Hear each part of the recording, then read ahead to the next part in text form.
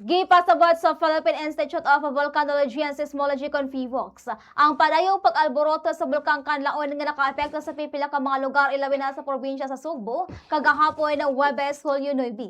Matod pa sa pangu sa Fivox Volcano Monitoring and Eruption and Production Division nga si Mariton Antonia Bornas nga unang nibuto ang Mount Kanlaon niadtong Hunyo 3, 2024 nga nakaapekto sa pagtaas sa kaso sa volcanic earthquakes ug pagtaas sa sulfur dioxide emission o gas emission gikan kana sa crater nga delikado o sa kalikupan. Dugang niini nga sukad sa unang pagbuto niini niadtong Hunyo 3 sa 2024 wala mo kanaog ang sulfur dioxide emission ug padayon kining mipatibabaw sa kalangitan hangtod sa kasamtangan.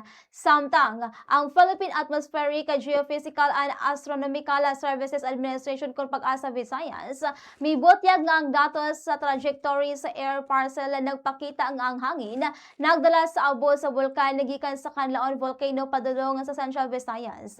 Gipasabot ni Engineer Alfredo Kiblat Jr. ang pangu sa Pag-asa Visayas nga ang pagbutos sa nahisgotang bulkan walay kalabutan sa lakad sa panahon sa nasinati sa Sugbo karon. Apay na gidugang niini nga gibuga nga abo niini adunay kalabutan sa kahimtang sa hangin. Dugang niya nga kon dili na makasinati og laing pagbuto ang Mount Kanlaon gilauman nga mawala ang abo karong adlaw Biyernes.